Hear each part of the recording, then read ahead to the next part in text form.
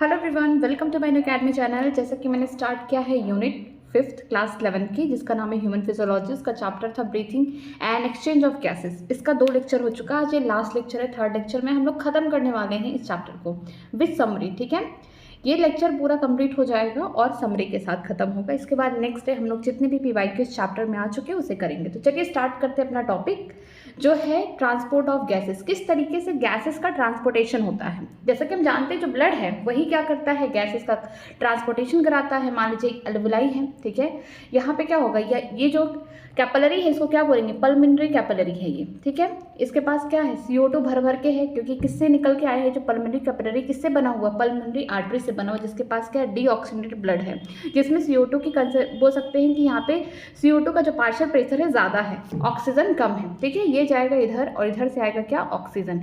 आगे चल के क्या बनने वाला, आगे चल के बनने वाला पल्मोनरी वेन्स, जो कहाँ जाएगा, हम बोल सकते हैं हार्ट की तरफ जाएगा। हार्ट में कहाँ ओपन होगा, लेफ्ट आर्टरियम में ओपन होगा। फिर इसके बाद लेफ्ट वेंट्रिकल से ओपन होते अरोटा के थ्रू जाएगा। अरोटा से भी यहाँ पे बोल सकते हैं आर्टरी जाएगा। आर्टरीज में क्या होगा, 1 बोल सकते हैं जो आर्टरी है, ठीक है, वहाँ पे 95 उसमें 95 mm ऑफ Hg जो होता है पार्शियल प्रेशर ऑक्सीजन का होता है। इसके बाद फिर कैपिलरी, सिस्टमेटिक कैपिलरी होती है, जहाँ पे हम बोल सकते हैं टिश्यूज़ में यहाँ पे एक्सचेंज होता है गैसेस का। टिश्यू के पास खुद के पास टिश्यू क्या करता है, सेलुलर रिस्पायरेशन कराता है, जिसके पास खूब CO2 भर भर के रखा हुआ है। तो वो क्या करेगा, जो यहाँ पे हम बोल सकते हैं जो पल्मोनरी कैपिलरी हम उनसे ऑक्सीजन लेगा और CO2 किसको देगा, पल्मोनरी कैपिलरीज को देगा। फिर आगे चल के वेन्स बनेगा, फिर से वही बनेगा वेना कावा, और कहाँ जाएगा, ये हम बोल सकते हैं राइट आर्टरियम में ओपन हो जाएगा। ठीक है, इस तरीके से क्या होगा, हम बोल सकते हैं ऑक्सीजनेटेड डीऑक्सीजनेटेड ब्लड का पूरे बॉडी में डिफ्यूजन होगा। ठीक है, टिश्यूज के पास होगा, एल्वेओलाई के पास होगा। अब चलिए स्टार्ट करते हैं। ट्रांसपोर्ट ऑफ गैसेज, गैसेज का ट्रांसपोर्ट किस किस तरीके से होता है। Blood is the medium of transport of oxygen and CO2। Blood एक ऐसा मीडियम है जिससे ऑक्सीजन और CO2 दोनों का ट्रांसपोर्टेशन होता है। यहाँ पे डाटा है कुछ याद करने वाला। About 97% of oxygen is transported bye RBC in the blood. Blood में क्या होता है, RBC है, WBC है, प्लेटलेट है, बहुत सारी चीज़ें हैं, बट RBC को फोकस करते हैं इसलिए क्योंकि जो 97% ऑफ द ऑक्सीजन है वो कौन ट्रांसपोर्टेशन में हेल्प करा रहा है, RBC करा रहा है। The remaining 3% of oxygen is carried in the dissolve state through the plasma. बाकी के 3 जो % है वो कौन दे रहा है, जो क्योंकि ब्लड हम जानते हैं ब्लड में प्लाज्मा भी प्रेजेंट है, तो 3% जो होगा डिजॉल्व स्टेट में प्लाज्मा से क्या होगा, ट्रांसपोर्टेशन होगा, किसका, ऑक्सीजन का होगा। ऑक्सीजन में 97% कौन लेके जा रहा है, RBC कराएगा ट्रांसपोर्टेशन, एंड बच्चे 3%, तो ये किसके जाएगा, ये किसके थ्रू जाएगा, डिजॉल्व स्टेट। ठीक है, ये याद रखिएगा, dissolve state of the plasma से जाएगा। ठीक है, अब आगे देखते हैं CO2 का ट्रांसपोर्टेशन कैसे होता है।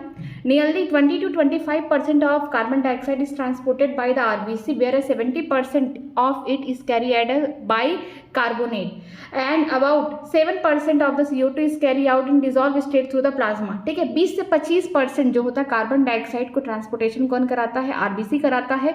बाकी के जो 70% है, ज़्यादा करके 70% जो होते हैं किस फॉर्म में जाते हैं, बाई कार्बोनेट के फॉर्म में जाते हैं। ठीक है, बचे 7% जो होता है CO2 का, हम बोल सकते हैं ट्रांसपोर्टेशन किसके थ्रू होता है, डिजॉल्व स्टेट थ्रू प्लाज्मा। तो याद रखिएगा कि RBC में ऑक्सीजन CO2 दोनों का ही क्या करते हैं, ट्रांसपोर्टेशन कराते हैं। बस याद रखिएगा जो ऑक्सीजन होता है बस वो 2 चीज़ों से होता है, 97% RBC से होगा, बचे हुए 3% डिजॉल्व स्टेट ऑफ प्लाज्मा से होगा। बात करेंगे कार्बन डाइऑक्साइड की, 20 से 25% किससे होगा, RBC के थ्रू होगा ब्लड में। बाकी 70% एज ए बाइकार्बोनेट के फॉर्म में जाएंगे। हम लोग देखेंगे कि किस तरीके से बाइकार्बोनेट बनता है, और बाकी के 7% क्या होंगे, dissolve state of the plasma के थ्रू जाएंगे। तो चलिए देखते हैं, जो पहला है हमारा ट्रांसपोर्ट ऑफ ऑक्सीजन। हीमोग्लोबिन के बारे में हर कोई जानता है। जो हीमोग्लोबिन होते हैं उनके पास हम बोल सकते हैं कोऑर्डिनेटरी स्ट्रक्चर किसका, प्रोटीन का है, 2 अल्फा चेन है, ठीक है, और 2 बीटा चेन है। तो ये क्या हो गया, ये बोल सकते हैं कोऑर्डिनेटरी प्रोटीन से बना हुआ है, और ये पिगमेंट है जिसकी वजह से हमारा जो खून है उसका रंग क्या है, लाल लाल दिखता है। क्यों, क्योंकि इसके पास आयरन होते हैं, और हीमोग्लोबिन का कलर जो होता है रेड होता है। Haemoglobin in the red coloured iron containing pigment present in the RBC। जो हीमोग्लोबिन होता है इसके पास लाल कलर का आयरन कंटेनिंग पिगमेंट होता है। आयरन किस फॉर्म में होते हैं, 2+, ठीक है, Fe2+ के फॉर्म में होते हैं, जिसके पास 2 अल्फा 2 बीटा चेन होता है, बोल सकते हैं हीमोग्लोबिन में। वो क्या है, कोऑर्डिनेटरी प्रोटीन है ये। ठीक है, कहाँ प्रेजेंट होते हैं, RBC में प्रेजेंट होते हैं। Oxygen can bind with haemoglobin in reversible manner to form oxy haemoglobin. ठीक है, जो ऑक्सीजन होगा वो किससे बाइंड करेगा, वो हीमोग्लोबिन से बाइंड करेगा इस तरीके से, किस तरीके से बाइंड करेगा, वो हम बोल सकते हैं रिवर्सिबल मैनर में। एक जगह बाइंड कर रहा है तो दूसरी तरह वो क्या हो जाए, टूट जाए, ठीक है। दूसरी तरह मतलब हम बोल सकते हैं कि अगर ये एल्वुलाई में इस तरीके से बन रहा है, क्योंकि एल्वुलाई में ही क्या होगा, ऑक्सीजन का ट्रांसपोर्टेशन एल्वुलाई से टिश्यू की तरफ होगा। तो जो ऑक्सीजन है अगर वो बात करते हैं हीमोग्लोबिन से बाइंड कर रहा है तो टिश्यू के साइड क्या हो जाए, फिर से उसका डिसोसिएशन हो जाए, टूट जाएगा, ठीक है। आगे देखते हैं, each haemoglobin molecule can carry a maximum 4 molecule of oxygen, ठीक है। एक हीमोग्लोबिन के पास इतनी कैपेसिटी होती है, वो 4 ही मॉलिक्यूल ऑफ ऑक्सीजन को लेके जा सकता है। यहाँ पे स्ट्रक्चर देखते हैं, बीच में आयरन होगा हीमोग्लोबिन में, इस तरीके से हम बोल सकते हैं हीमोग्लोबिन है, यहाँ पे क्या होगा ऑक्सीजन, यहाँ पे ऑक्सीजन, यहाँ पे ऑक्सीजन।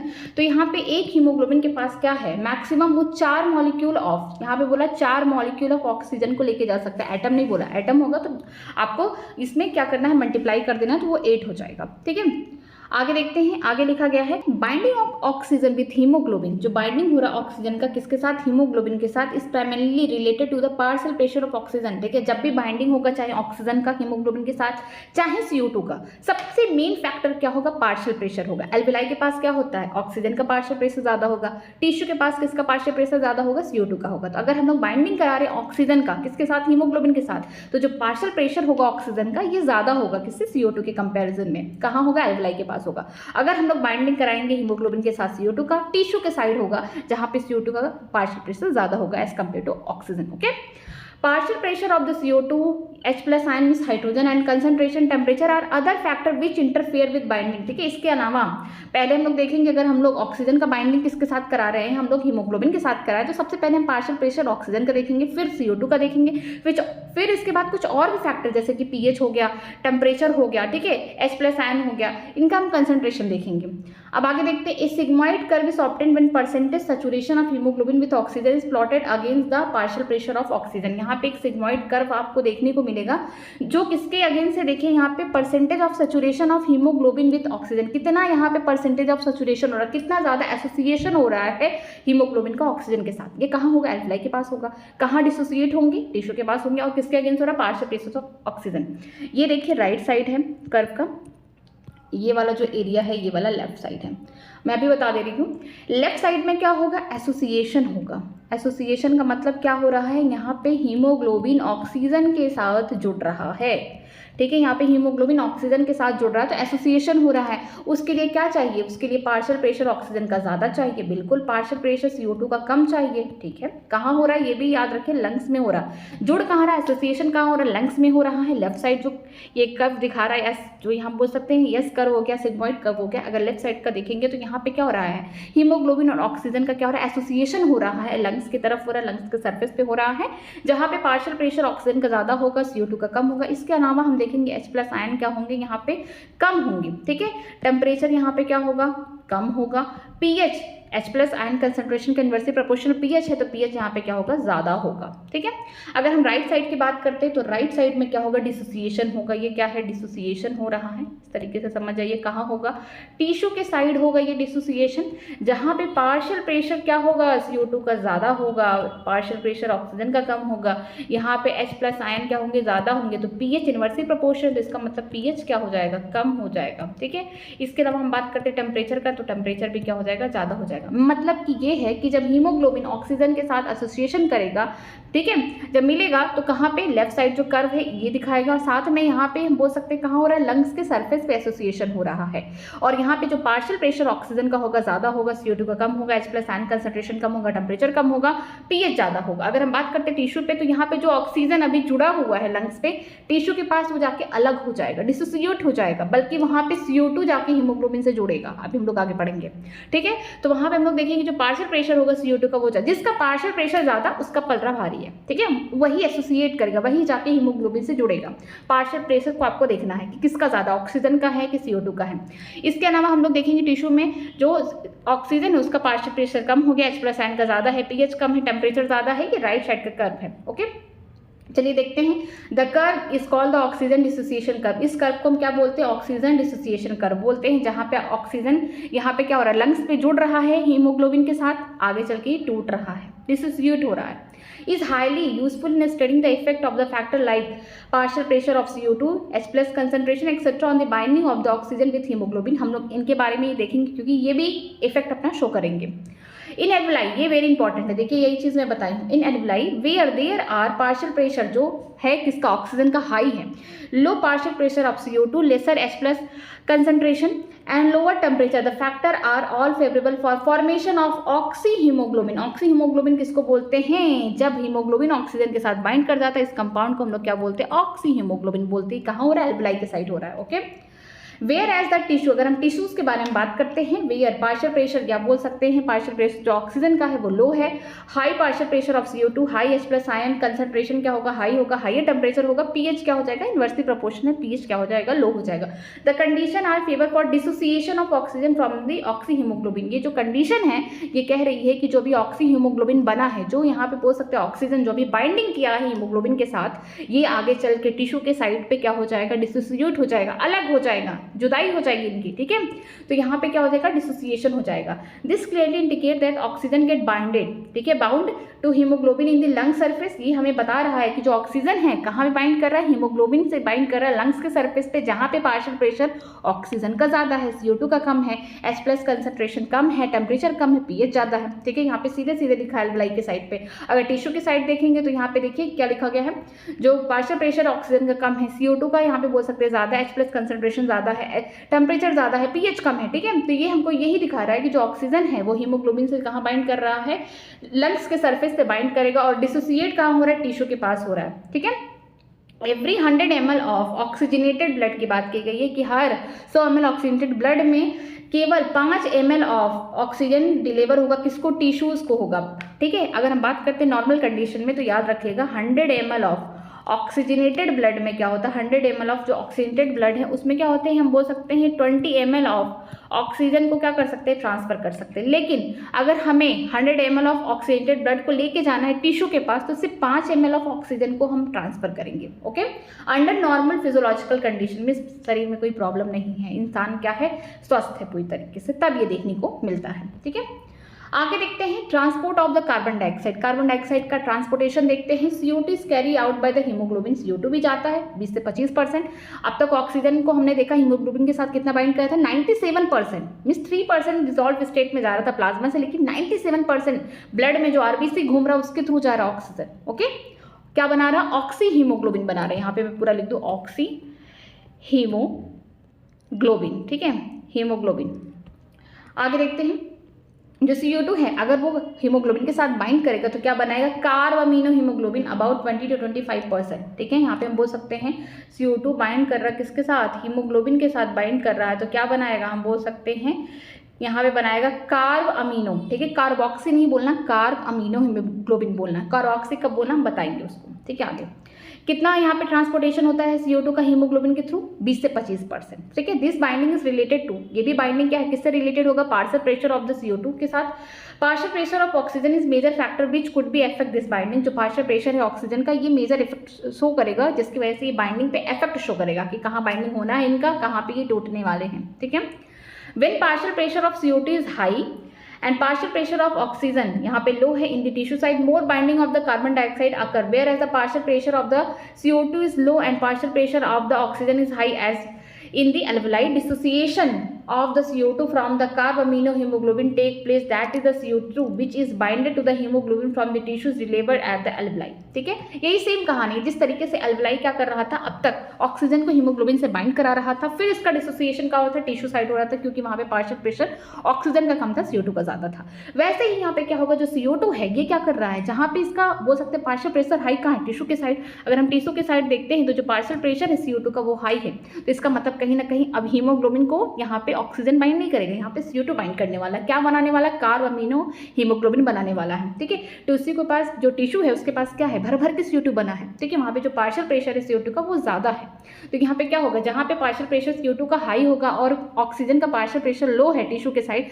वहाँ पे जो कार्बन डाइऑक्साइड है उसकी बाइंडिंग ज़्यादा है हीमोग्लोबिन से, क्या बन रहा है, कार्ब अमीनो हीमोग्लोबिन बन रहा है। एल्वुलाई के साइड क्या हो रहा था, जो पार्शियल प्रेशर CO2 का लो था और पार्शियल प्रेशर ऑक्सीजन का क्या था, हाई था। तो यहाँ पे देखने को मिल रहा है कि डिसोसिएशन हो रहा है, जब पार्शियल प्रेशर जो है ऑक्सीजन का हाई होगा और CO2 का कम होगा उस समय डिसोसिएशन होगा, उस समय क्या होगा, जो अभी कार्ब अमीनो हीमोग्लोबिन बने हुए थे टिश्यू के साइड, अब वो क्या हो रहे, अलग हो रहे, वो भी टूट रहे हैं CO2 के फॉर्म में, हीमोग्लोबिन से टूटेंगे, कहाँ पे टूटेंगे, एल्वुलाई के साइड टूटेंगे, क्योंकि एल्वुलाई के पास से क्या है, हम बोल सकते हैं पार्शियल प्रेशर ऑक्सीजन का ज्यादा है। सीधा सीधा ये कहने का मतलब है कि मान लीजिए एल्वलाई है, ठीक है, यहाँ पे देखिए, और ये टिश्यू है। एल्वलाई के पास क्या है, जो पार्शियल प्रेशर ऑक्सीजन का ज़्यादा है, इसके पास पार्शियल प्रेशर CO2 का ज़्यादा है। तो एल्वलाई के पास क्या होगा, जो हीमोग्लोबिन होगा ऑक्सीजन से बाइंड करेगा, क्या बनाएगा यहाँ पे HbO2, ये मीन्स बनाएगा यहाँ पे बनाएगा, हम बोल सकते हैं ऑक्सी हीमोग्लोबिन, ठीक है। यहाँ पे हम बोल सकते हैं सीधे ही यहाँ पे बोल सकते हैं ऑक्सी हीमोग्लोबिन बनाएगा। अब हम बात करते हैं यहाँ पे CO2 के पास, तो यहाँ पे देखते हैं जो CO2 है वो बाइंड करेगा हीमोग्लोबिन के साथ, तो क्या बनाएगा, कार्ब अमीनो हीमोग्लोबिन बना देगा, ठीक है। जब कार्ब अमीनो हीमोग्लोबिन बन जाएगा तो जहाँ पे पार्शियल प्रेशर ज़्यादा है वहाँ पे एसोसिएशन हो रहा है। एल्वलाई के पास पार्शियल प्रेशर ऑक्सीजन का है, तो यहाँ पे क्या होगा, एसोसिएशन होगा, उतना ढेर सारा ऑक्सीजन क्या हो रहा है, जुड़ता जा रहा है, हीमोग्लोबिन से जुड़ता जा रहा है। बस याद रखिए कि एक जो हीमोग्लोबिन का मॉलिक्यूल है वो बस मैक्सिमम 4 मॉलिक्यूल ऑफ ऑक्सीजन को लेके जा सकता है, ठीक है। उसके बाद 4 ही सीट है, ये लेके जाएगा, कहाँ लेके जाएगा, टिश्यू के पास ले जाएगा। लेकिन टिश्यू के पास क्या है, जो पार्शियल प्रेशर है CO2 का वो ज़्यादा है, तो इसका मतलब जो भी ऑक्सीजन यहाँ जुड़ा है इनका यहाँ डिसोसिएशन होने वाला है, ठीक है। टिश्यू के पास जब पार्शियल प्रेशर CO2 का है, तो इसका मतलब कहीं ना कहीं जो हीमोग्लोबिन यहाँ पे घूम रहा है, ठीक है, ब्लड में तो घूम ही रहा है, वो क्या करेगा, CO2 की इस बार बाइंड करेगा, क्या बनाएगा, कार्ब अमीनो हीमोग्लोबिन, क्योंकि यहाँ पे टिश्यू के साइड क्या हो रहा है, जो पार्शियल प्रेशर है CO2 का ज़्यादा है, ऑक्सीजन का कम हो जा रहा है। फिर कहाँ जाएगा, ये जो बोल सकते हैं जो ब्लड है कहाँ लेके जाएगा, एल्वलाई के पास लेके जाएगा। एल्वलाई के पास क्या है, पार्शियल प्रेशर ऑफ ऑक्सीजन ज़्यादा है, CO2 कम है, वहाँ पे जो अभी कार्ब अमीनो हीमोग्लोबिन बना है यहाँ पे टूट जाएगा, CO2 बाहर निकल जाएगा, ठीक है।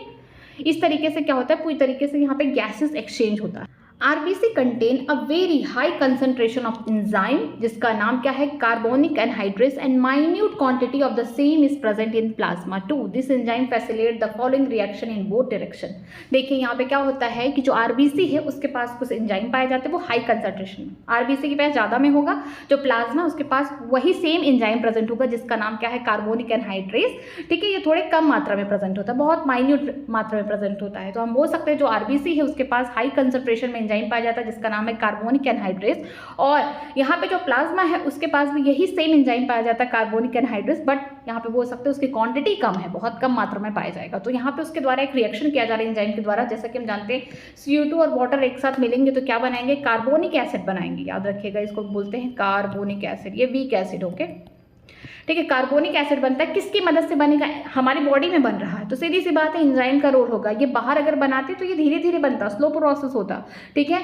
अगर हम बात करें हमारी बॉडी में हो रहा है तो यहाँ पे एंजाइम ही खेलेगा। तो एंजाइम कौन सा है, कार्बोनिक एनहाइड्रेस। इसका ज़्यादा करके जो कंसंट्रेशन है इस एंजाइम का कहाँ प्रेजेंट है, RBC में है, बहुत रेयरली, बहुत ही कम क्वांटिटी में कहाँ प्रेजेंट है, हम बोल सकते हैं प्लाज्मा में। तो जो CO2 है वाटर के साथ बाइंड करके क्या बनाएगा, कार्बोनिक एसिड बनाएगा, फिर आगे चल के बाइकार्बोनेट बन जाएगा। यही बाइकार्बोनेट का भी क्या बोल सकते हैं, जो CO2 है 70% बाइकार्बोनेट के फॉर्म में भी ट्रांसपोर्टेशन कराते हैं। अब देखिए यहाँ पे लिखा गया है, at the tissue site where the partial pressure of CO2 is high due to the catabolism, CO2 diffuse into the blood, RBC and plasma and form the bicarbonate and H+ ion, ठीक है। Tissue के side पे क्या होता है, जहाँ पे partial pressure CO2 का ज़्यादा होता है, ऑक्सीजन का कम होता है, तो यहाँ पे क्या होता है, कैटाबॉलिज्म होगा। कैटाबॉलिज्म का मतलब यहाँ पे ब्रेक डाउन होगा, जहाँ पे CO2 क्या हो जाता है, पूरी तरीके से निकल जाता है, ठीक है, ब्लड में, हम बोल सकते हैं RBC या फिर प्लाज्मा में, और क्या बनाते हैं, बाइकार्बोनेट बनाते हैं और H+ आयन बनाते हैं। H+ आयन का कंसंट्रेशन कहाँ ज़्यादा था, अभी हम बार बार जो पढ़ रहे हैं कि H+ आयन का कंसंट्रेशन ज़्यादा वहीं होगा जहाँ पे पार्शियल प्रेशर ऑफ CO2 ज़्यादा है, मींस टिश्यू साइड होगा, ठीक है। क्यों हो रहा है, क्योंकि यहाँ पे CO2 जो है टिश्यू के साइड में यहाँ पे बाइंड कर रहा है, आगे चल के ब्रेक डाउन हो जा रहा है, कार्बोनिक एनहाइड्रेस बना रहा है, फिर से ये बाइकार्बोनेट बना रहा है। एट एल्वुलर साइड जहाँ पे बोल सकते हैं जो पार्शियल प्रेशर है CO2 का यहाँ पे लो है, and the reaction proceeded in the opposite direction leading to formation of the CO2 and water, ठीक है। अगर हम बात करते हैं एल्वुलर साइड में, ठीक है, एल्वुलाई वाले साइड में देखते हैं जहाँ पे पार्शियल प्रेशर CO2 का क्या है, बहुत कम है, ऑक्सीजन का ज़्यादा होगा, तो इसका मतलब कि जो चीज़ फेवरेबल थी कार्बोक्सी हीमोग्लोबिन बनाने में, या फिर हम बोल सकते हैं जो चीज़ CO2 के लिए फेवरेबल थी अब नहीं होगी। क्यों, एल्वुलाई वाले साइड में क्या होगा, जो पार्शियल प्रेशर है ऑक्सीजन का वो ज़्यादा है, तो यहाँ पे जो अभी अपोजिट में रिएक्शन हो रहा था, अब यहाँ पे क्या होगा, यहाँ पे बाइकार्बोनेट नहीं बनेगा। कहाँ, एल्वुलाई वाले साइड में बाइकार्बोनेट नहीं बनेंगे, यहाँ पे क्या बनेगा, यहाँ पे CO2 बनेगा, वाटर बनेगा, मिस अपोजिट रिएक्शन हो जाएगा। मिस हम इसको बोल सकते हैं ये टिश्यू वाले साइड पे हो रहा है और जो है ये एल्वुलाई वाले साइड पे होगा। क्यों होगा, क्योंकि यहाँ पे टिश्यू वाले साइड पे पार्शियल प्रेशर CO2 का ज़्यादा है, तो आगे चल के यहाँ पे क्या हो रहा है कि जो CO2 है ये क्या कर रहा है, कार्बोनिक एनहाइड्रेस की मदद से यहाँ पे बाइकार्बोनेट बना रहा, और बाइकार्बोनेट का जो बोल सकते हैं ट्रांसपोर्टेशन 70% होता है ब्लड के थ्रू, ठीक है। अगर हम बात करते हैं एल्वुलाई वाले साइड में जहाँ पे पार्शियल प्रेशर CO2 का बहुत ही कम है, ठीक है, और यहाँ पे हम बोल सकते हैं ऑक्सीजन का ज़्यादा है, तो इस कंडीशन में क्या होगा, यही सेम रिएक्शन अब उल्टा हो जाएगा, रिवर्स हो जाएगा। जहाँ पे ये पहले फॉर्मेशन करके ये बना था टिश्यू साइड में, अब क्या होगा, अब हम बोल सकते हैं एल्वुलाई वाले साइड में यही सेम रिएक्शन अब ये फिर से वही रिवर्स वाला गियर पे फिर से वापस चला जाएगा। मीन्स कि बना कैसे था, CO2 plus water, carbonic anhydrase means carbonic acid बन रहा था, आगे चल के ये हम बोल सकते हैं टिश्यू वाले साइड में बाइकार्बोनेट H प्लस कंसंट्रेशन बन रहा था। ऐसे फॉर्मेशन हुई थी टिश्यू वाले साइड में।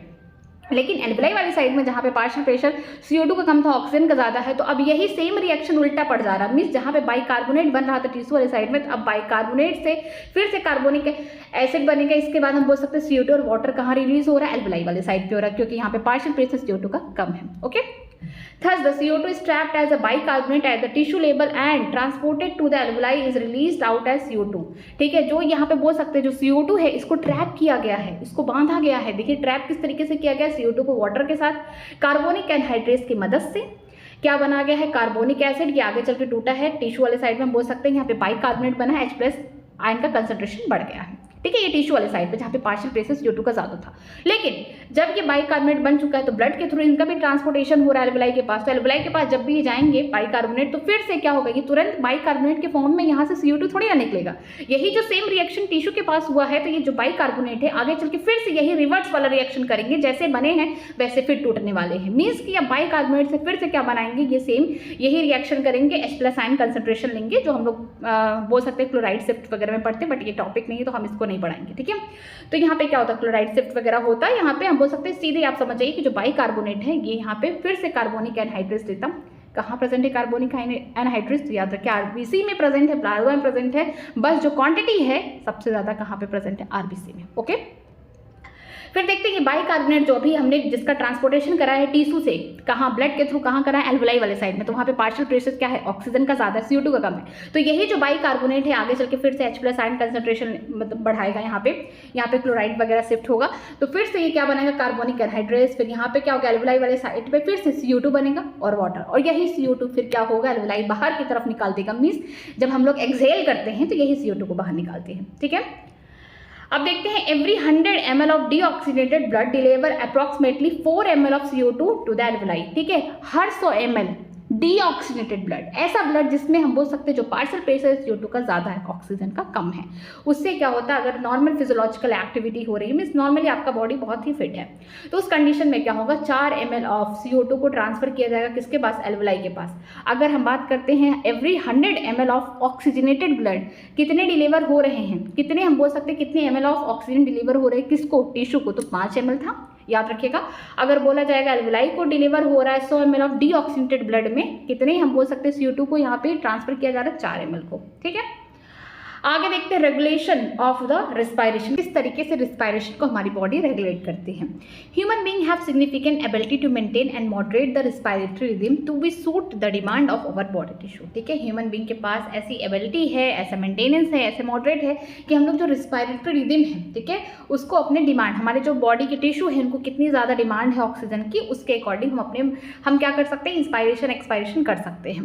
This is done by the neural system. किसकी वजह से होता है, न्यूरल सिस्टम या नर्वस सिस्टम के थ्रू होता है। स्पेशल सेंटर, देखिए यहाँ पे specialised centre present in the medulla region of the brain. देखिए मेडुला रीजन कहाँ है, किस ब्रेन का पार्ट है, हम बोल सकते हैं हाइंड ब्रेन का पार्ट है। ठीक है, वहाँ पे हमको देखने को मिलता है क्या, called the respiratory rhythm centre is primary responsible for this regulation. ठीक है, जो हमारा मेडुला रीजन है वहाँ पे ब्रेन में जो मेडुला रीजन है वहाँ पे एक रेस्पिरेटरी रिदम सेंटर पाया जाता है जो प्राइमरी रिस्पॉन्सिबल है इसी सब रेगुलेशन के लिए। ठीक है, another centre present in the pons region of the brain called the pneumotaxic centre can be moderate the function of the respiratory rhythm centre. ठीक है, एक दूसरा सेंटर है, ये भी हाइंड ब्रेन में ही पाया जाता है, जैसे पोन्स रीजन है, वहाँ पे एक न्यूमोटैक्सिक सेंटर पाया जाता है जो क्या करता है, मॉडरेट करता है किसके फंक्शन को, जो रेस्पिरेटरी रिदम सेंटर है उनको क्या करता है, मॉडरेट करता है।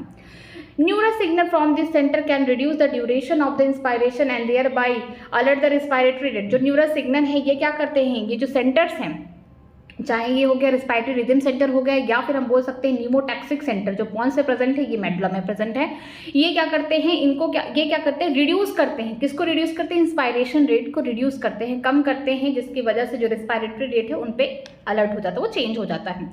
कीमोटैक्सिक सेंटर, ठीक है, यहाँ पे कीमोटैक्सिक का मतलब क्या है, कोई ऐसा केमिकल है जिसके लिए सेंसिटिव है, ठीक है, इनके पास क्या है, केमिकल के ये रिसेप्टर प्रेजेंट है, तो ये क्या है, कीमो सेंसिटिव एरिया है, ठीक है।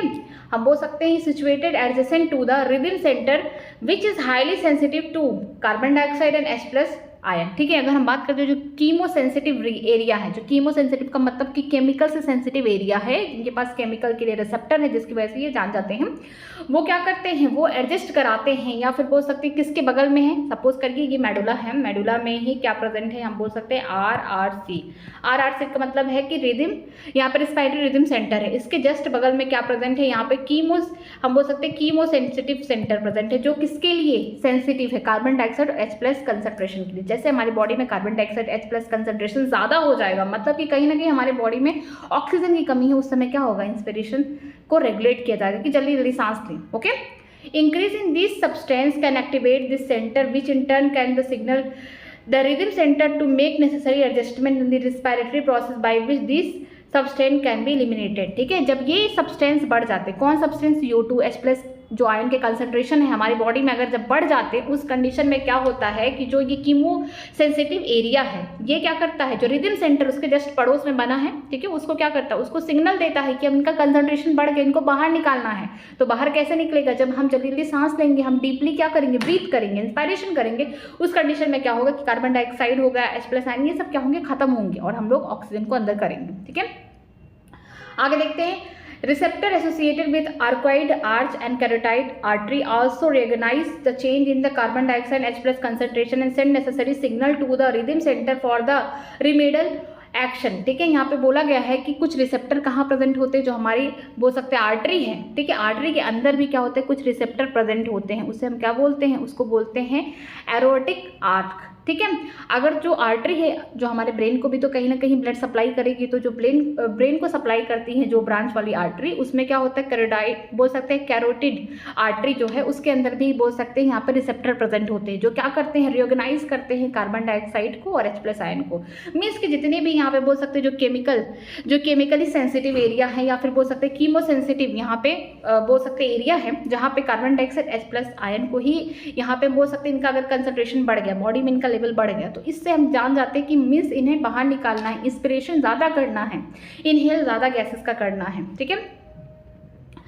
The role of the oxygen in the regulation of the rhythm centre is quite insignificant, ठीक है। यहाँ पे हमने कहीं ऑक्सीजन का नाम नहीं देखा, ठीक है, यहाँ पे ऑक्सीजन का कोई बोल सकते हैं कि ऑक्सीजन से हम नहीं पता कर सकते कि हमें इंस्पिरेशन करना है, क्या करना है। यहाँ पे जब CO2 और H+ आयन का कंसंट्रेशन बढ़ जाता है, उस समय हमें क्या करना पड़ता है, इनको बाहर निकालना पड़ता है, इसीलिए हम इंस्पिरेशन करते हैं।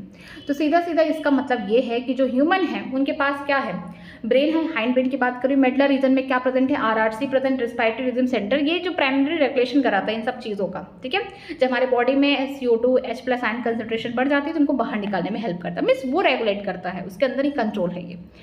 इसके अलावा जो पॉन्स रीजन है ये भी हाइंड ब्रेन का पार्ट है, उसके पास क्या है, नीमोटैक्सिक सेंटर है, जो क्या करता है, मॉडरेट करता है, बताता है कि जो रिस्पायरेटरी रिदम सेंटर हो उसको, उसके फंक्शन के बारे में। फिर बात करते हैं न्यूरल सिग्नल जो होते हैं सेंटर से, ये क्या करते हैं, ये रिड्यूस करते हैं, ठीक है, ये रिड्यूस करा देते हैं किसको, इंस्पिरेशन को, और साथ में यहाँ पे हम बोल सकते हैं रिस्पायरेटरी रेट को ये बढ़ा देते हैं।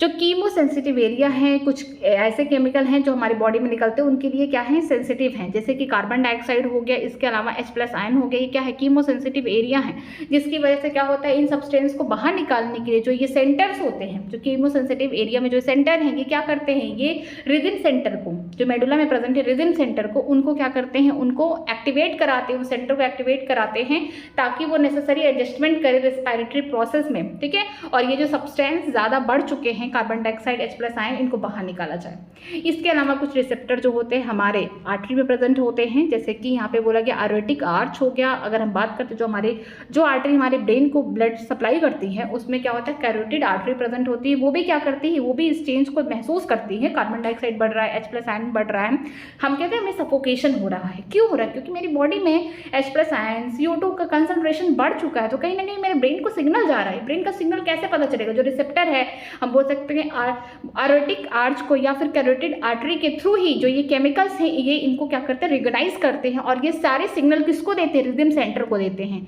ठीक है, जहाँ से हमें रिलैक्स मिलता है कि हाँ रिदम सेंटर क्या करेगा, ये जो CO2 H+ आयन को बाहर निकालने की कोशिश करेगा, ठीक है। इसके अलावा जो रोल है ऑक्सीजन का किसी भी तरीके से रेगुलेशन में नहीं दिया गया है। मीन्स कि जो रोल है ऑक्सीजन का ये क्या है, रिस्पायरेटरी सेंटर के लिए, रिदम के लिए ये क्या है, इनसिग्निफिकेंट है, इसका कोई काम नहीं है। ओके, आगे देखते हैं disorder of the respiratory system. कौन कौन सी बीमारियां हैं जो हमारे रिस्पायरेटरी सिस्टम में हो जाती है। पहला है एजमा या फिर बोल सकते हैं asthma. Is the difficulty in breathing causing the breathing due to the inflammation of the bronchi and bronchioles. ठीक है, जो एजमा है, जो अस्थमा है, पहली बात तो ये बोल सकते हैं एलर्जिक भी है। ठीक है, कुछ जैसे पॉलन ग्रेन है उनसे एलर्जी हो जाती है, किसी को मिस डस्ट से भी हो जाता है। ठीक है, उस समय क्या होता है कि जो हमारा ब्रोंक्यूल है, ठीक है, और ब्रोंकाई है, हम जानते हैं कि हमारा क्या है, ट्रैकिया आगे चल के फिफ्थ थोरैसिक में डिवाइड होता है, लेफ्ट और बोल सकते हैं राइट लंग्स में। तो आगे चल के ये क्या बनाता है, ट्रैकिया क्या है, हमारा विंड पाइप है। आगे चल के फिर से पतली पतली ब्रांचिंग करेगा तो क्या बनाएगा, ब्रोंकाई बनाएगा। ब्रोंकाई में प्राइमरी, सेकेंडरी, टर्शरी बनेगा। फिर आगे चल के ब्रोंक्यूल्स बनाएगा और पतली पतली नली बनाएगी। ठीक है, तो इसमें क्या होता है कि अस्थमा में कि इनमें क्या होता है, इन्फ्लामेशन हो जाता है, सूजन आ जाती है, रेडनेस आ जाता है। जब सूजन आ जाएगी, रेडनेस आ जाएगा, स्वेलिंग आ जाएगा, तो कहीं ना कहीं यहाँ पे एयर का पासेज है पतला हो जाएगा। तो यहाँ पे जब भी वो ऑक्सीजन, CO2, जब भी ये क्या करते हैं, गैसियस यहाँ पे ट्रांसपोर्टेशन होगा। ठीक है, जब भी वो सांस लेंगे उस समय क्या होगा कि एक साउंड आएगा, सीटीआर लाइक दिस। ओके, तो उस समय क्या होगा कि क्यों ऐसा हो रहा है, क्योंकि जो इनका जो ब्रोंक्यूल है, ब्रोंकाई है, उनमें इन्फ्लामेशन हो गया। इन्फ्लामेशन का मतलब होता है कि सूजन आ जाता है, रेडनेस आ जाएगा। उस कंडीशन में जो एयर है वो ईजिली पास नहीं कर पाएंगे, क्योंकि बीच बीच में क्या हो गया, स्वेलिंग हो गया है, तो सांस लेने में क्या होता है, तकलीफ होता है इसमें। ठीक है, आगे देखते हैं इम्फाइजेमा में। इम्फाइजेमा एक क्या है, क्रॉनिक डिसऑर्डर है, मीन्स धीरे धीरे बीमारी कॉज होता है। ठीक है, in which the alveolar wall are damage due to the which the respiratory surface is decreases. One of the major cause of these is cigarette smoking. ठीक है, एम्फाइजेमा है, ये क्या है, क्रॉनिक डिसऑर्डर है। मीन्स ये बीमारी जो है धीरे धीरे क्या करती है, जो हमारे एल्वेलाई है, ठीक है, जहाँ पे रियल गैसेस एक्सचेंज हो रहा है, तो कैसे होना चाहिए, उसकी जो वॉल होना चाहिए, जो सरफेस एरिया ज़्यादा होना चाहिए। ठीक है, ये नॉर्मल कंडीशन में है। लेकिन जिसको एम्फाइजेमा हो जाता है उस कंडीशन में क्या होता है, जो सरफेस एरिया है वो क्या होता है, कम होता चला जाता है। इस तरीके से काफ़ी कम होता चला जाएगा। ठीक है, जो बैलून अब तक फुल रहे थे एल्वेलाई के, अब क्या हो गए, सिकुड़ गए हैं, एकदम छोटे छोटे हो गए। कहीं ना कहीं सरफेस एरिया कम हो रहा है। जब सरफेस एरिया कम हो जाएगा एल्वेलाई में, तो वहाँ पे क्या हो जाएगा, गैसेस एक्सचेंज करना मुश्किल हो जाएगा। तो इस समय क्या होता है कि एम्फाइजेमा में, कि ये क्रॉनिक डिसऑर्डर है, धीरे धीरे होता है। इसमें क्या होता है, जो एल्वेलाई की वॉल है वो डैमेज होने लगती है। मीन्स कि जो डिफ्यूजन मेम्ब्रेन में पार्ट ले रहा था वो खत्म हो रहा है। तो कहीं ना कहीं यहाँ पे हम बोल सकते हैं जो गैसेस का ट्रांसपोर्टेशन है वो खतरे में है। ठीक है, और हम बोल सकते हैं कि एक मेजर कॉज एम्फाइजेमा का ये भी है, सिगरेट स्मोकिंग। जो लोग ज़्यादा स्मोकिंग करते हैं तो उनमें यही प्रॉब्लम होगा कि जो इनका एल्वेलाई का वॉल है डैमेज होता जाएगा धीरे धीरे। पहले नहीं, स्टार्टिंग में पता चलेगा, 5-10 साल ऐसे धीरे धीरे उनका एल्वेलाई का वॉल क्या होता है, डैमेज होता जाएगा, और आगे चल के जो उसका सरफेस एरिया है वो कम हो जाएगा, जिसकी वजह से गैसेस डिफ्यूजन में दिक्कत होगी। ठीक है, आगे देखते हैं। आगे दिया है ऑक्यूपेशनल रिस्पायरेटरी सेंटर। ठीक है, कुछ ऐसा काम होता है, ठीक है, हम बोल सकते हैं जिसकी वजह से रिस्पायरेटरी जो हमारा ये ऑर्गन है उनको इफेक्ट करता है, जैसे हमारे लंग्स को। ठीक है, कुछ ऐसा काम है, जैसे कि यहाँ पे लिखा गया ऑक्यूपेशनल, जो काम से हो रहा है। यहाँ पे देखिए, in certain industry specially those involving the grinding और stone breaking, so much dust is produce that defence the mechanism of the body cannot fully cope with the situation. क्या होता है कि कुछ लोग यहाँ पे स्टोन ग्राइंडिंग हो रहा है, स्टोन ब्रेकिंग हो रहा है, ऐसे जगह काम करते हैं जहाँ पे खूब डस्ट निकलता है, वो अपना काम कर रहे हैं, ऑक्यूपेशनल वैसा उनका काम ही है कि उनको क्या करना है, स्टोन को तोड़ना है, उसको ग्राइंड करना है, ऐसी जगह काम कर रहे हैं, इंडस्ट्रीज में काम कर रहे हैं, जिसकी वजह से इतना ज़्यादा डस्ट हो रहा है कि बॉडी का जो डिफेंस मैकेनिज्म है वो भी पूरी तरीके से उसको झेल नहीं पा रहा है, और आगे चल के उनको बीमारी कॉज कर दे रहा है। ठीक है, long exposure can causes rise in the inflammation leading to the fibrosis, proliferation of the fibrous tissue, and thus causes a serious lung damage. Worker in such industry should wear protective mask. ठीक है, यहाँ पे क्या होता है कि जब ज़्यादा समय तक इंसान वहाँ पे काम करेगा, अपने ऑक्यूपेशन में काम करेगा जहाँ पे डस्ट ज़्यादा है, बॉडी उसको पूरी तरीके से डिफेंस नहीं प्रोवाइड कर पा रही, क्योंकि इतना ज़्यादा रोज डस्ट आएगा बॉडी के अंदर, तो कहीं ना कहीं कितना बॉडी उसको झेल पाएगा। तो क्या होता है कि अगर ज़्यादा समय तक यहाँ पे डस्ट बॉडी में आ रहा है ज़्यादा समय तक, तो क्या होगा, इन्फ्लामेशन हो जाता है, किसमें, फिब्रोसिस में। ठीक है, हम बोल सकते हैं फिब्रोसिस क्या होता है, जो फाइबर टिश्यू है उनमें क्या होता है, उस टिश्यू को डिवाइड करते रहते हैं, तो जिसकी वजह से यहाँ पे हम बोल सकते हैं लंग्स में यहाँ पे सीरियस डैमेज हो जाता है और आगे चल के प्रॉब्लम होता है। तो यहाँ पे हम बोल सकते हैं कि जो ऑक्यूपेशनल रिस्पायरेटरी डिसऑर्डर है, इसको बचाने के लिए या तो आप काम शिफ्ट कर लीजिए, वो काम ना करिए, या फिर जब भी ऐसा काम कर रहे हैं तो आपको वेल प्रोडक्टिव मास्क का इस्तेमाल करना है। ठीक है, अगर हम लोग बात करते हैं ठंड के टाइम में क्या होता है कि हम लोग कोयले का इस्तेमाल करते हैं या फिर हम लोग अंगीठी जलाते हैं। क्यों जलाते हैं? क्योंकि हम चाहते हैं कि हमको वार्म थोड़ा सा गर्म मिले। तो क्या होता है, जो कोयल है, ठीक है, जो कोयला है वो पूरी तरीके से क्या होता है कि कंप्लीट कंबशन नहीं कर पाता। जब हम इसको ऑक्सीजन के प्रेजेंस में जलाते हैं तो कंप्लीट कंबशन नहीं हो पाता, पार्शियल कंबशन होता है। तो क्या निकलता है? कार्बन मोनोऑक्साइड निकलता है। जब कंप्लीट कंबशन होता है तब CO2 निकलता है। अगर पार्शियल हो रहा है, पूरी तरीके से कंबशन नहीं हो रहा, कंप्लीटली पार्शली हो रहा है, तो कार्बन मोनोऑक्साइड निकलता है। जब ये कार्बन मोनोऑक्साइड अगर एक कमरे में मैं बंद कर दूँ, अंगीठी जला दूँ, तो पूरे रूम में क्या है? कार्बन मोनोऑक्साइड ही घूम रहा है। फिर मेरी बॉडी में क्या है? जाएगा नोज के थ्रू, तो जो हीमोग्लोबिन है इसके साथ बाइंड कर जाएगा, ठीक है। कार्बन किसके साथ? कार्बन मोनोऑक्साइड के साथ जब हीमोग्लोबिन बाइंड करता है तो क्या बनाता है? कार्बोक्सी हीमोग्लोबिन, ठीक है। ये शब्द इसके लिए कि जो कार्बोक्सी हीमोग्लोबिन है वो कैसे बनते हैं? जब कार्बन मोनोऑक्साइड हीमोग्लोबिन के साथ बाइंड करता है। वो सबसे डेंजरस है। अगर ज़्यादा समय तक कोई इंसान एक कमरे में बंद है जहाँ पे कार्बन मोनोऑक्साइड है ना, तो कुछ समय में उसकी डेथ हो जाएगी। तो ये बहुत ही ज़्यादा क्रिटिकल कंडीशन है। चलिए, चैप्टर पूरी तरीके से खत्म हो चुका है। हम लोग समरी देख लेते हैं एक बार फटाफट, ठीक है। समरी में क्या है? Cell utilise the oxygen for metabolism and produce the energy along with the substance like carbon dioxide which is harmful, ठीक है। जो हमारा सेल है उसे ऑक्सीजन चाहिए। क्यों ऑक्सीजन चाहिए? क्योंकि जो ग्लूकोज है, जो अमीनो एसिड है, जो फैटी एसिड है, इनका क्या कराना है? ब्रेक डाउन कराना है, ठीक है। हमको ऑक्सीजन चाहिए, तो यहाँ पे कंप्लीट कंबशन होता है, तो जिसकी वजह से यहाँ पे CO2 निकलेंगे, वाटर निकलेंगे, साथ में क्या निकलेगा? एनर्जी। और एनर्जी को हम ट्रैप कर लेंगे ATP के फॉर्म में। लेकिन यहाँ पे जो CO2 निकला हमारे बॉडी के लिए अच्छा नहीं है, ये क्या है? हार्मफुल है। इसको हमें क्या करना पड़ेगा? एलिमिनेट करना पड़ेगा, बॉडी से बाहर निकालना पड़ेगा। Animal have involved different mechanism for the transport of the oxygen to the cell and for the removal of carbon dioxide from the air, ठीक है। डिफरेंट ग्रुप के एनिमल जो हैं इन्होंने डिफरेंट मैकेनिज्म अपना रखे हैं। किसके लिए? Transportation of oxygen and CO2 के लिए अपने सेल से। अगर हम लोग देखे थे, पॉरीफेरा हो गया, सिलेंट्रेट हो गया, प्लेटीहेलमिन्थेस हो गया, इन सब में क्या होता है? पूरे बॉडी के सरफेस से हो रहा था। एनिलिड में बात करते हैं अर्थवॉर्म की, उनका क्या था? मॉइस्ट क्यूटिकल था, स्किन के थ्रू हो रहा था, ठीक है। अगर हम लोग बात करते हैं इंसेक्ट में तो उनके पास क्या था? ट्रैकल सिस्टम था, ठीक है। अगर एम्फीबियन की बात करते तो वो तो लंग से भी कर रहे हैं, गिल्स से भी कर रहे हैं, ठीक। साथ में वो किससे कर रहे हैं? उनकी जो स्किन है ऑल टाइम उससे भी कर सकते हैं। इसके अलावा जो हम बोल सकते हैं एक्वेटिक आर्थ्रोपोड्स हो गए या फिर मलस्कस हो गए, वो गिल्स के थ्रू कर रहे हैं। फिशेस भी गिल्स के थ्रू करेंगे, ब्रैंकियल रेस्पिरेशन बोलते हैं। अगर हम बात करते हैं रेप्टाइल हो गया, ठीक है, एप्स हो गया, और हम मैमल की बात करते हैं तो लंग से करते हैं पल्मोनरी रेस्पिरेशन। तो यहाँ पे डिफरेंट हैबिटेट पे डिफरेंट लेवल ऑफ ऑर्गेनाइजेशन पे भी मैकेनिज्म, ये जो ब्रीथिंग का है ये मैटर करता है, ओके। आगे देखते हैं। We have well defined respiratory system comprising the 2 lungs and the associated air passes to perform this function. हमारे पास क्या है? वेल डिफाइंड रिस्पिरेटरी सिस्टम है, हमारे पास 2 lungs हैं और यहाँ पे पासेस हैं, ठीक है।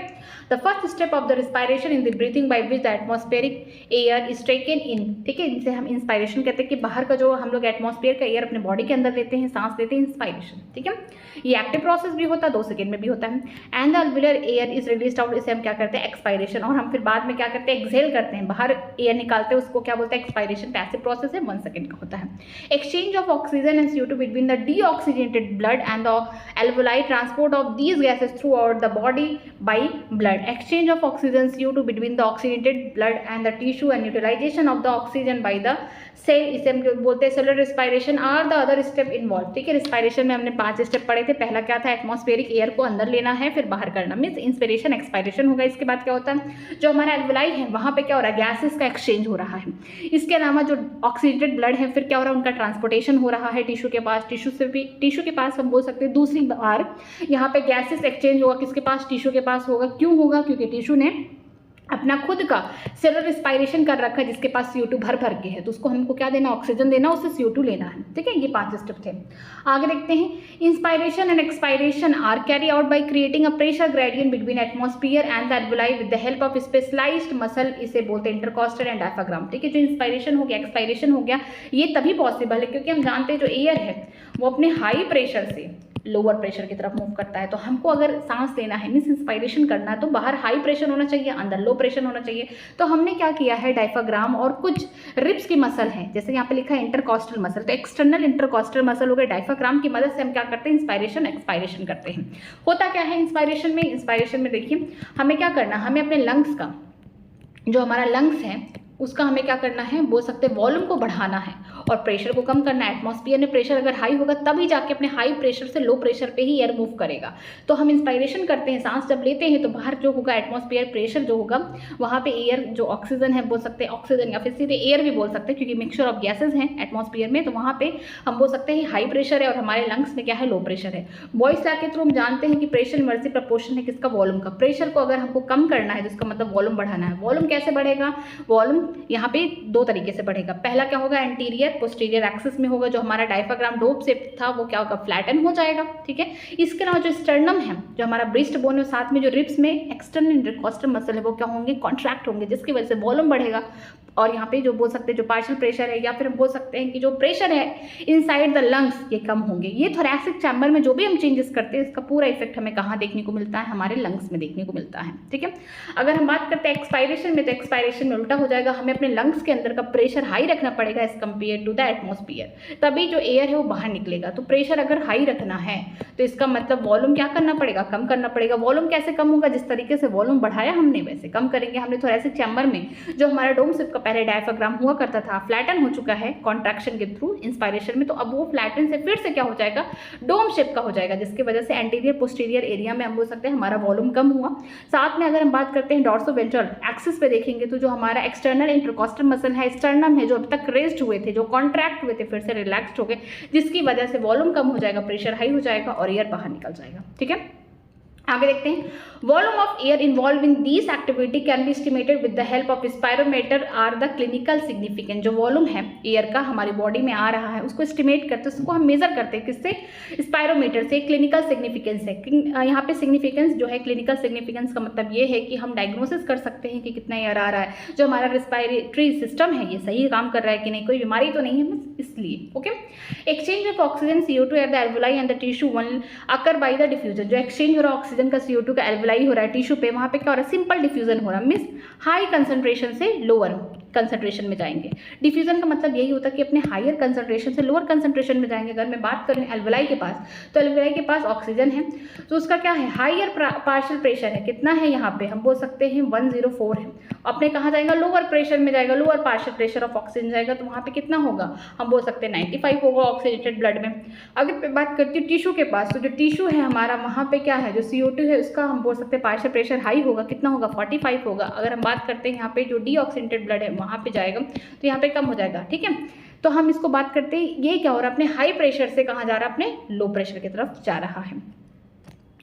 आगे देखते हैं, आगे क्या लिखा गया है, आगे लिखा गया है rate of the diffusion is depend on the partial pressure gradient of the oxygen, जिससे बोलते हैं PO2 एंड CO2 को बोलेंगे PCO2, their solubility as well as thickness of the diffusion surface. यहाँ पे जो रेट है डिफ्यूजन का डिपेंड करता है तीन चीज़ों पे। पहला पार्शियल प्रेशर ग्रेडियंट पे कि किसका पार्शियल प्रेशर ज़्यादा है, ऑक्सीजन का ज़्यादा है कि CO2 का ज़्यादा है, देखिए पहला हो गया। दूसरा देखेंगे सॉल्युबिलिटी किसकी ज़्यादा है, ब्लड के थ्रू ही तो जा रहा है। ब्लड में हम जानते हैं कि जो CO2 है 20 से 25 गुना ज़्यादा सॉल्युबल है ऑक्सीजन से, तो जिसकी ज़्यादा सॉल्युबिलिटी उसका डिफ्यूजन और जल्दी होगा। तीसरी चीज़ ये है कि जितना कम थिकनेस होगा, जितना पतला हम बोल सकते हैं डिफ्यूजन मेम्ब्रेन होगा, उतना इजीली क्या होगा, यहाँ पे डिफ्यूजन हो पाएगा। जो डिफ्यूजन मेम्ब्रेन है तीन चीज़ों से बना हुआ, एल्वुलाई है, एल्वुलाई के पास क्या है, हम बोल सकते हैं इसके पास है स्क्वैमस एपिथेलियम, ठीक है, सिंपल एपिथेलियम का पार्ट है स्क्वैमस एपिथेलियम। और यहाँ पे पल्मोनरी कैपिलरी है, उसके पास क्या एंडोथेलियम है, ये भी क्या है, हम बोल सकते हैं ये भी एपिथेलियम है। साथ में यहाँ पे बेसमेंट मेम्ब्रेन है, लेकिन ये दोनों सेलुलर है, एल्वुलाई वाला पार्ट, और दूसरा ये बोल सकते हैं जो कैपिलरी है पल्मोनरी कैपिलरी, ये क्या है, ये सेलुलर है, लेकिन जो बेसमेंट मेम्ब्रेन है नॉन सेलुलर। इन तीनों को मिलाकर 1 mm से भी 1 मिलीमीटर से भी कम थिकनेस का यहाँ पे क्या बनता है, बेसमेंट मेम्ब्रेन बनता है, ताकि डिफ्यूजन हो सके, ठीक है। This factor in our body facilitate the diffusion of oxygen from alveoli to the deoxygenated blood as well as the oxygenated blood to the tissue। ये जो फैक्टर होते हैं हमारी बॉडी में फैसिलेट करते हैं, डिफ्यूजन कराते हैं कहाँ का, ऑक्सीजन को एल्वेलाई से कहाँ कराएंगे, डीऑक्सीजनेटेड ब्लड तक कराएंगे। इसके अलावा ऑक्सीजनेटेड ब्लड से फिर कहाँ लेके जाएंगे, टिश्यू के पास लेके जाएंगे। The factor are favourable for the diffusion of CO2 in opposite direction from tissue to alveoli. यहाँ पे जो फैक्टर अपोजिट डायरेक्शन में, मतलब कि टिश्यू के पास क्या होगा, पार्शियल प्रेशर CO2 का ज़्यादा होगा, तो वहाँ से CO2 को उठा के कहाँ लेके जाना, एल्वुलाई के पास लेके जाना है। और एल्वुलाई से जहाँ पे पार्शियल प्रेशर ऑक्सीजन का ज़्यादा होगा उसको उठा के कहाँ लेके जाना है, CO2 के पास लेके जाना है, ठीक है। Oxygen is transported mainly by oxy haemoglobin, ठीक है। 97% जो होता है ऑक्सीजन ट्रांसपोर्ट होता है किसके फॉर्म में, आरबीसी के फॉर्म में होता है। 3% किसके फॉर्म में होता है, dissolve state of the plasma के फॉर्म में होता है। In the alveoli where partial pressure of oxygen is higher, oxygen get bounded to the hemoglobin which is easily dissociated at the tissue where the partial pressure of oxygen is low and partial pressure of CO2 is high होगा यहाँ पे।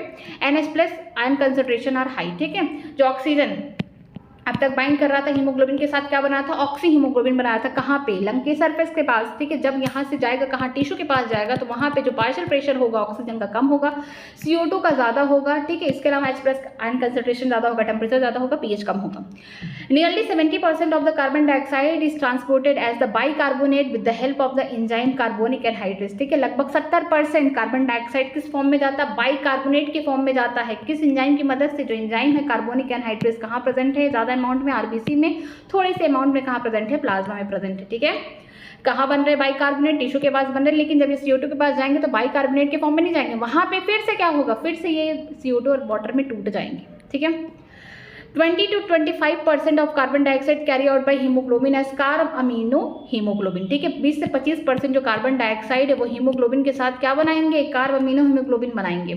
इन tissue where partial pressure of the CO2 is high it get bounded to the blood, where as the alveoli where partial pressure of the CO2 is low and the partial pressure of oxygen is high get remove from the blood, ठीक है। Tissue के पास क्या होगा, partial pressure CO2 का high है, जिसकी वजह से यहाँ पे जो ब्लड है वहाँ पे हम बोल सकते हैं कि कार्बन डाइऑक्साइड हीमोग्लोबिन के साथ बना रहा है, बाइंड करके क्या बना रहा है, हम बोल सकते हैं कार्ब अमीनो हीमोग्लोबिन बना रहा है।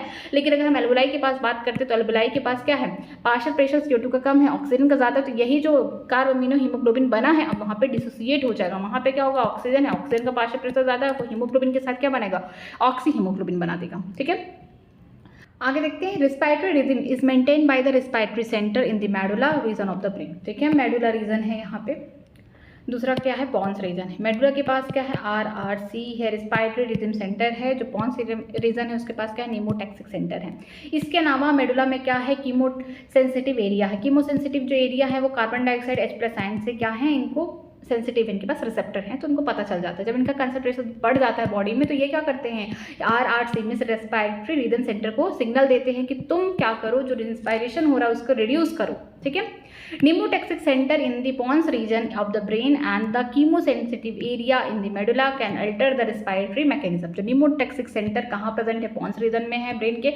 इसका कीमोसेंसिटिव एरिया कहाँ प्रेजेंट है, कि मेडुला में, ठीक है। ये क्या करते हैं, अलर्ट कराते हैं। अलर्ट का मतलब कि चेंज कराते हैं, या फिर हम बोल सकते हैं अलर्ट किसको करा, रेस्पिरेटरी मैकेनिज्म को, ठीक है। ये चैप्टर पूरी तरीके से खत्म हो चुका है। कल हम लोग करेंगे PYQ। तो चलिए एक बार मैं फिर से रिवाइज करा देती हूँ जहाँ से मैं आज स्टार्ट की थी। हाँ, ट्रांसपोर्ट ऑफ गैसेस का ट्रांसपोर्ट ब्लड के थ्रू होता है। अगर हम बात करते हैं ऑक्सीजन का तो 97% जो ऑक्सीजन होता है वो RBC से बाइंड करके जाता है और 3% dissolve state of the plasma. अगर मैं बात करती हूँ CO2 का तो 20 से 25% CO2 जो होते हैं RBC के थ्रू ट्रांसपोर्ट होते हैं। 70% जो होते हैं बाइकार्बोनेट के फॉर्म में बन के जाते हैं, ठीक है। टिश्यू से बनेंगे और कहाँ टूटेंगे, कार्बन डाइऑक्साइड वाटर से, एल्वेलाई की साइड पे। 7% ऑफ द कार्बन डाइऑक्साइड जो होते हैं डिसॉल्व स्टेट ऑफ प्लाज्मा में बनते हैं। अगर हम बात करते हैं ट्रांसपोर्टेशन ऑफ ऑक्सीजन तो हीमोग्लोबिन क्या है, हम जानते हैं कि प्रोटीनियस पिगमेंट है, क्योंकि कोऑर्डिनेटरी प्रोटीन से बना हुआ है, जिसके पास 2 अल्फा 2 बीटा चेन है। इनके पास आयरन होता है, जिसकी वजह से क्या बोल सकते हैं, ये लाल कलर के दिखते हैं। अगर हम बात करते हैं ऑक्सीजन का तो जो ऑक्सीजन है अगर हीमोग्लोबिन के साथ बाइंड करता है वो रिवर्सिबल मैनर पे, एक जगह बाइंड करेगा तो दूसरी तरफ क्या हो जाएगा, टूट जाएगा। ये होता है रिवर्सिबल मैनर, ठीक है।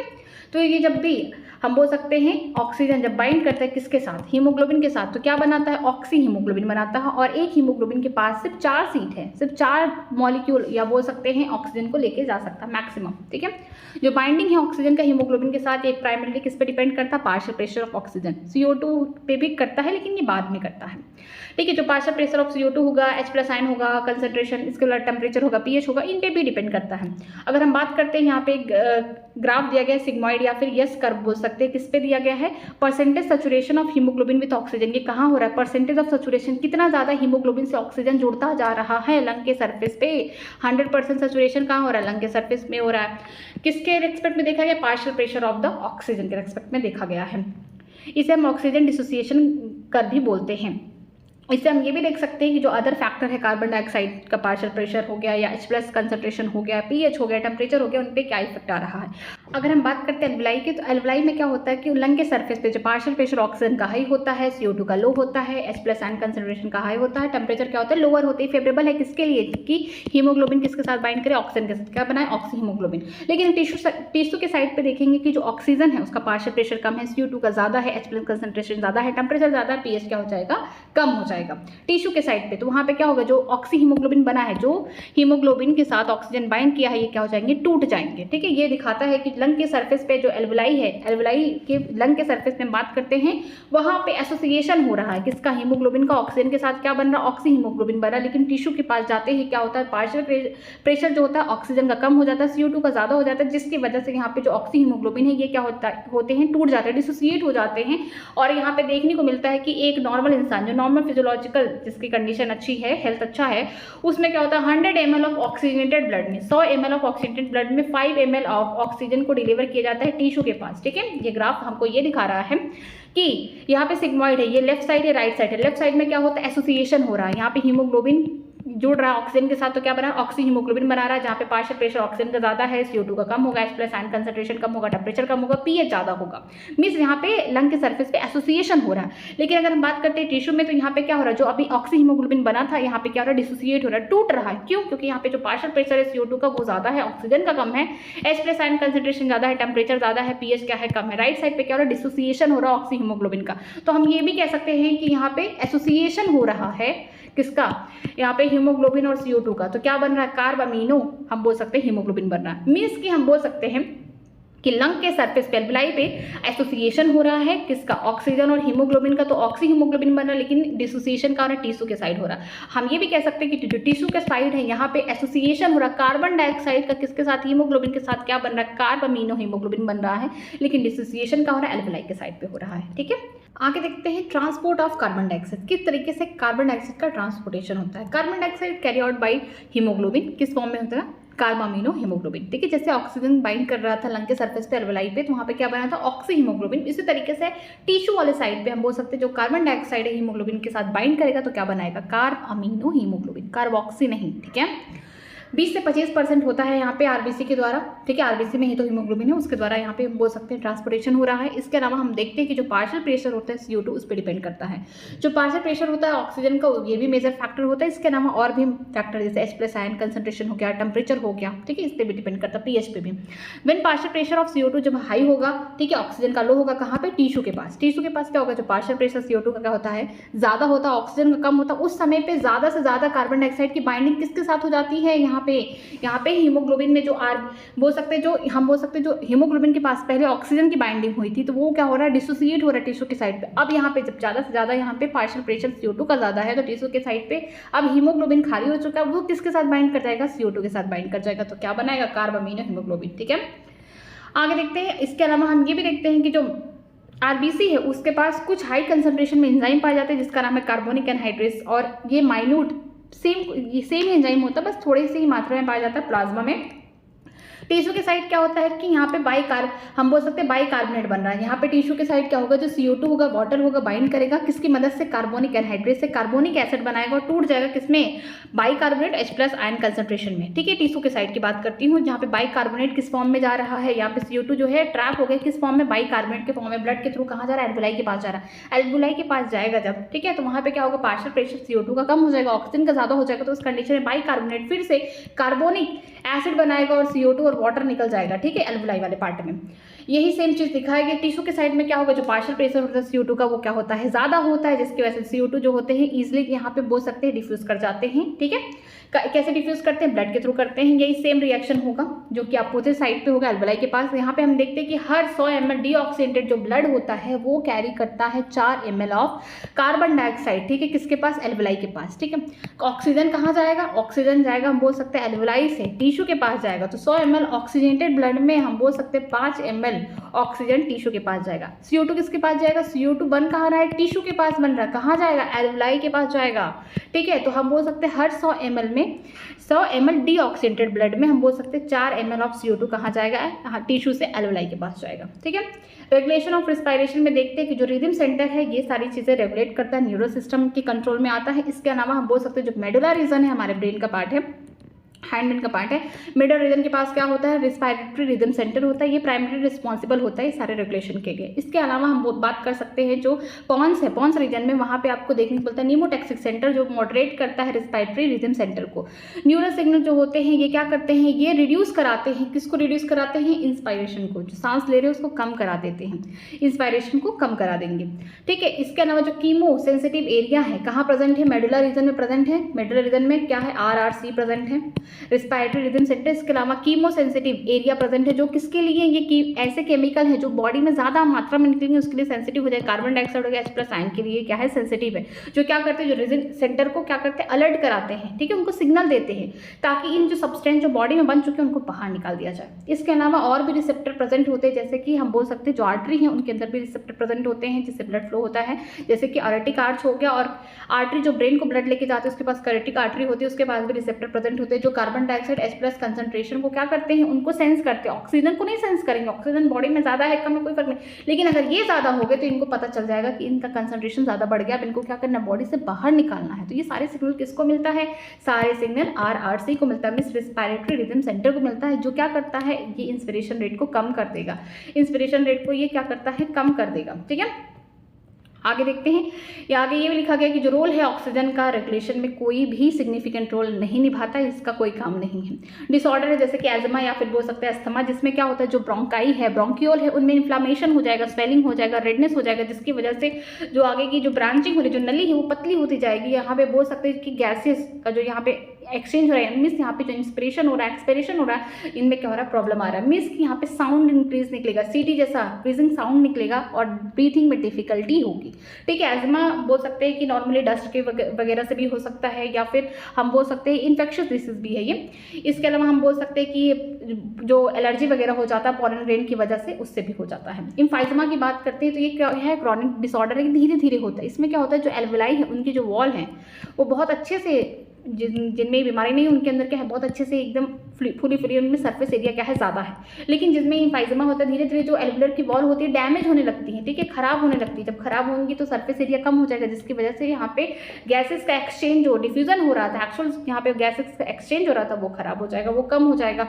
और जो लोग स्मोकिंग करते हैं, सिगरेट स्मोकिंग भी क्या है, एक मेजर कॉज है इम्फाइजमा का, ठीक है। यहाँ पे जो होता है हम बोल सकते हैं जो एल्वेलाई का जो वॉल है वो क्या होता है, धीरे धीरे डैमेज हो जाता है। ऑक्यूपेशनल रिस्पायरेटरी डिसऑर्डर है, कुछ काम की वजह से रिस्पायरेटरी डिसऑर्डर हो जाते हैं, जैसे कुछ इंडस्ट्रीज हैं जहाँ पे ग्राइंडिंग हो रहा है, स्टोन को तोड़ा जा रहा है, वहाँ पे डस्ट को भर भर के निकल रहा है, जिसकी वजह से क्या हो रहा है, बॉडी पूरी तरीके से डिफेंस मैकेनिज्म से उसे खत्म नहीं कर पा रही है, ठीक है, इसके अगेंस्ट डिफेंस नहीं प्रोवाइड कर पा रही। अगर ज़्यादा समय तक यही चलता रहा तो जो बॉडी में इन्फ्लामेशन हो जाएगा, फिब्रोसिस हो जाएगा, जो फाइब्रस टिश्यू है वो क्या करेंगे, डिवाइड करने लगेंगे, जिसकी वजह से लंग्स को क्या होगा, यहाँ पे सीरियस डैमेज हो जाएगा, ठीक है।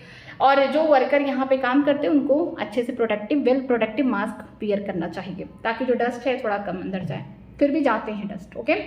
अगर आप किसी रूम में हैं या फिर कहीं पे ऐसी जगह है जहाँ पे हम बोल सकते हैं कोयल है, जहाँ पे हम बोल सकते हैं कोयला है और वहाँ पे ऑक्सीजन का प्रेजेंस कम है, मीन्स यहाँ पे पार्शियल क्या हो रहा है, ऑक्सीडेशन हो रहा है, पार्शियल कंबशन या पार्शियल ऑक्सीडेशन हो रहा है, उस कंडीशन में यहाँ पे कार्बन मोनोऑक्साइड बनेगा, यहाँ पे कार्बन डाइऑक्साइड नहीं बनेगा। ये कार्बन मोनोऑक्साइड जब हीमोग्लोबिन के साथ बाइंड करता है, इसे क्या बोलते हैं, कार्बोक्सी हीमोग्लोबिन बोलते हैं, और ये सबसे डेंजरस होता है, इनकी बाइंडिंग बहुत जल्दी हो जाती है। ऐसा नहीं है कि इस एटमॉस्फेयर में ऑक्सीजन नहीं है, CO2 नहीं है, नहीं, सबसे ज़्यादा ये पाए जाते हैं, तो ये फटाक से क्या करते हैं, हीमोग्लोबिन के साथ बाइंडिंग कर जाते हैं, जिसकी वजह से अगर ज़्यादा टाइम तक कोई इंसान उस कमरे में है या उस जगह पे है तो उनकी डेथ भी हो सकती है, ठीक है।